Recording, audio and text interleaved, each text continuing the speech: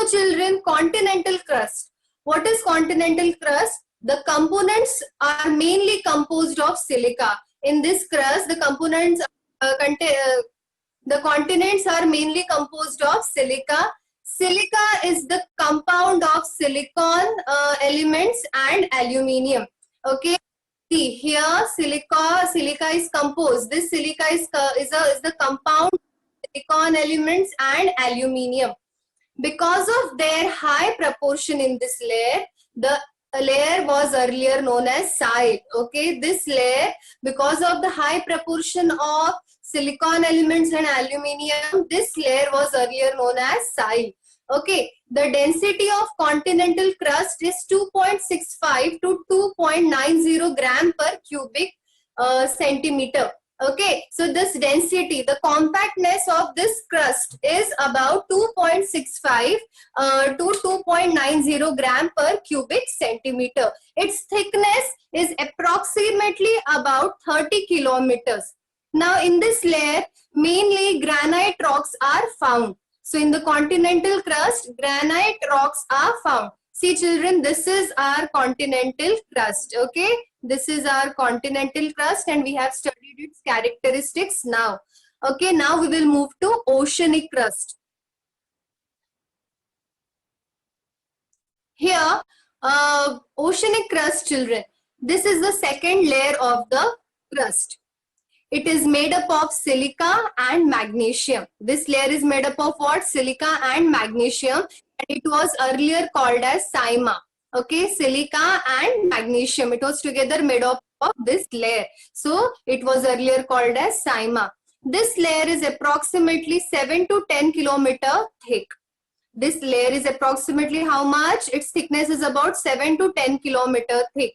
And the density, the compactness of this layer is about 2.9 gram per cubic centimeter to 3.3 gram per cubic centimeter. And in this layer, basalt and gabbro rocks are mainly found. Okay. Here in this layer, we observe basalt and as well as gabbro rocks are found. Now, what are gabbro rocks? They have the crystalline texture and they are mainly dark. Okay. Yes. Now, moving ahead, children. There are, see, this discontinuity part is not in the. It is removed from the session. Okay, from the syllabus now. Now, see, children, what is happening? I would just give you a little bit information about it. There are the discontinuities between in the layers. Now these discontinuities are what? They are the gaps. Okay, certain gaps are observed between the layers. Now see children, between the continental crust and oceanic crust, there is a discontinuity which is called as corner discontinuity between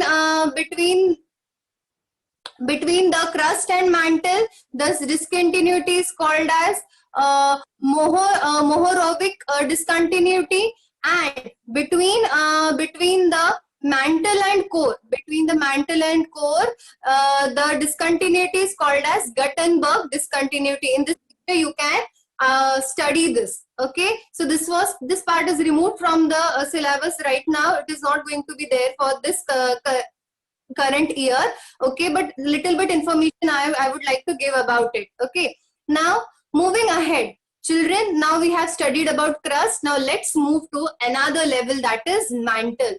Now mantle, we know very well. In this picture you can study it. This layer is below the crust. Okay, and it is divided into two sub layers. It has two sub layers. Okay, that is upper mantle and lower mantle.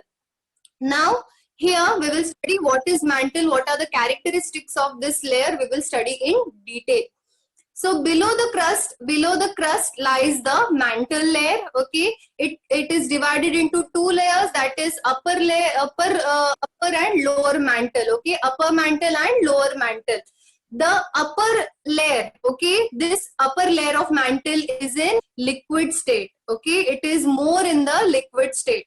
See children, what happens? We know about magma, right? Actually magma comes out on the earth's crust during the volcanic eruptions. So this layer, okay, here in this layer we can find the magma chambers. Okay, these are the chambers. From these chambers the magma comes out on the earth's surface during the volcanic eruptions. Okay, so this layer is also known as asthenosphere. Okay, this layer is called as what? Asthenosphere. The epicenters of deep-seated earthquakes, children, the epicenters of deep-seated earthquakes are usually found in this layer. Okay, now here moving ahead, mantle begins at a depth of around, okay, its depth is around 42 kilometers from the earth's surface. Okay, the internal energy released, this is a very important point, children, the internal energy which is released due to endogenetic movements. Now what do you mean by endogenetic movements? These are what? The horizontal and vertical movements. Just imagine, children, the horizontal and vertical movements caused by the forces coming from the origin of the earth. Okay, they are what? They are caused, the horizontal and vertical movements which are caused by the forces coming from the origin of the earth. So the internal energy which is released due to such movements, okay, due to such endogenetic movements occurring in the mantle layer is responsible for mountain building. See, so this is how mountains are formed: mountain building, rifts, volcanic eruptions, earthquakes. Okay, so this is how this internal energy is released and is responsible for the for mountain building, rifts, volcanic eruptions and earthquakes. So this give rise to the building of mountains, okay, rifts and volcanic eruptions. Now in this layer, let's move ahead. In this layer, it is inferred that the temperature at a depth, see children, the temperature in this region, in this layer, is about 2200 degrees Celsius to 2500 degrees Celsius. Okay, and it is observed at a depth of about 2400 to 2900 kilometer. Okay, so it is, such temperature is observed at this depth. Okay, so I'll again repeat, it is the temperature at a depth of 2400 to 2900 kilometer depth would be around 2200 degrees Celsius to 2500 degrees Celsius. So this is the temperature observed in this layer. There is a sudden, now children, there is a sudden change is also observed in the structure and density of material in this layer. It is estimated, okay, it is again calculated or judged that this layer extends up to a depth of about 2870 kilometers. See children, these are all features, characteristics of these layers. Okay, so average density, average thickness, okay, average compactness of this layer is about 4.5 gram per cubic centimeter, and it decreases with depth. Okay, and it decreases when we move towards the depth. Okay, and why the such things happens? Because of the increasing pressure around it. Okay, so as the pressure increases, the density increases as we move towards the depth. The density of the lower mantle is about 5.7 gram per cubic centimeter. See, the upper mantle was having the density of about 4.5 grams per cubic centimeter. So when we move towards the depth, the density increases. So it is written over here that it is about 5.7 gram per cubic centimeter. Now moving ahead, children, this was all about the upper mantle and lower mantle. Now we will move to the other layer, that is core. Okay, this layer is also divided into outer core and inner core. So now let's study the characteristics of this layer. The core starts from around the depth of about 2900 kilometer from the earth's surface. Okay children, this layer this core layer actually it starts from the depth of about 2,900 kilometers from the Earth's surface. The interior extending from the mantle up to the center of the earth is called as the core. So this region of the earth's interior, which is extending from mantle up to the center of the earth, okay, up to the center of the earth is called as the core. We can see this layer in this region, okay. So now the thickness of the core is about 3,471 kilometer. This layer can be divided into two parts, that is outer core and inner core. Now children, we will study what is outer core, okay. We will study the characteristics of outer core. Outer core extends from about 2,900 kilometer to 5,100 kilometer, okay. Then this core, okay, it is actually found and it could be liquid or semi-liquid in nature. See children, we have learnt in our earlier classes about the primary waves and secondary waves and all, okay. So the secondary waves cannot pass through the core, okay. This secondary waves, these waves, they cannot pass through the core and they get absorbed in this region only. So because of that, scientists, they have said that the core could be liquid or semi-liquid in nature. The primary waves travel through this layer, okay children. The primary waves can travel through these regions, but their speed reduces when passing through this layer, okay. So there is certain changes observed in their speed, in the speed of primary waves. Now the density of outer core, how much is the density of outer core? It is about 9.8 gram per cubic centimeter. The temperature of the liquid, okay, the temperature of the liquid outer core is around 5,000 degrees Celsius, okay children. Just imagine and note it down, okay. If you are keeping a notebook with you, please note it down. So the temperature of the liquid outer core is around how much? 5,000 degrees Celsius. This layer consists of iron, okay. The proportion of iron is more in this layer. Of the outer and inner core gives rise to the vertical currents, okay. So this is how the vertical currents are formed in this region. Now here, as we know, Earth rotate, okay, it rotates around its own axis. So because of its rotation, it gives them eddy motion, okay. It is what it is, it gives them eddies, or eddy means what? Circular motion.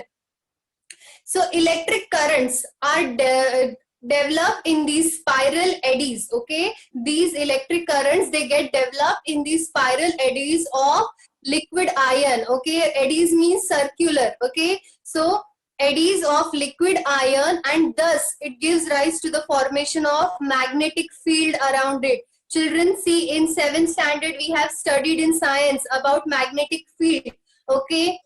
So I hope you can recall what you have learned, okay. So it is sometimes called the geodynamo 2. See now what is geodynamo 2 children? Because here Earth is able, okay, here Earth, because of its rotation, okay, and as here the electric currents which are developed in these spiral eddies of liquid iron, because of this what is happening, a magnetic field is generated, and because of this generation it is also called as geodynamo, okay. So this magnetic field of the earth is functional, okay. It is functional even outside the earth's surface, okay. So this magnetic field is also functional outside the earth's surface for quite a distance, okay. There is a certain range for it. So as a result, what happens children? As a result, a cover develops around the earth because of the magnetic field. See, we have seen the diagrams in 7th standard children about the magnetic field, how they are formed, okay. So they actually, because of this magnetic field, what happens? There a cover is developed around the earth, okay. Now what happens further? The earth's atmosphere is protected. See, our atmosphere, earth's atmosphere is protected from solar winds which are coming from the sun. We receive solar winds, Okay, we receive solar winds from the sun and they are protecting the Earth's atmosphere. The magnetic field thus developed around the Earth. The magnetic field which is developed around the Earth is called as magnetosphere. So this is the fifth and important sphere of the Earth, children. Okay, I guess I will show you the picture, and from this picture you can see, you can understand what I'm trying to tell you. See, children, how this magnetosphere is seen over here. There is a covering. Okay, so this is how the solar winds are protecting the Earth's atmosphere. This is the magnetic field, and this small region is our Earth. Okay, clear, children? So this is Earth's magnetosphere, which is in green color. Okay, now here, this is the geomagnetic pole, children. Yes, this figure B is Earth magnet. Yes, we know that Earth is a magnet. Okay, it has two poles, North Pole and South Pole. Okay, so this is a geomagnetic pole and equator over here. See, children. Yes, in this region, this is geographical axis and this is geomagnetic axis of the Earth. Okay, and this is how the electric field is generated around it. Okay, now I hope from this picture you have understood what I was trying to tell you. Now let's move ahead. We will study the inner core. Okay, children, let's study the inner core now. Inner core extends from around 5,150 kilometer to the depth of around 6,371 kilometer. That is Earth's center. Okay, so this is the extended region. This is the region. Okay, of the inner core. It is the core of the Earth which is in solid state. So the inner core is in solid state, whereas the outer core was in liquid or in semi-liquid state. Okay, children, so don't get confused between it. The density of this sphere is around 13.3 gram per cubic centimeter. The compactness of this sphere is about 13.3 gram per cubic centimeter. And here, which elements are found, children? Iron and nickel are the major elements found in this layer. Okay, in this inner core. That is why this layer is called as ninth. Okay, this layer is called as ninth. As the materials in this layer are under extreme pressure. The materials which are present in the layer, as they are under extreme pressure, the inner core is in solid state. Okay, children, because of the extreme pressure experienced by the materials in this layer, the inner core is in solid state. The temperature here is almost equivalent to the surface temperature of the sun. So just imagine, they are saying that it is equal. The inner core's temperature is equivalent to the temperature, surface temperature of the sun. So you can just imagine how much heat is generated, how hot surface it is. Okay, so these are the characteristics of inner core, children. And here our chapter is over, children. Okay, our second chapter, that is interior of the Earth, is over.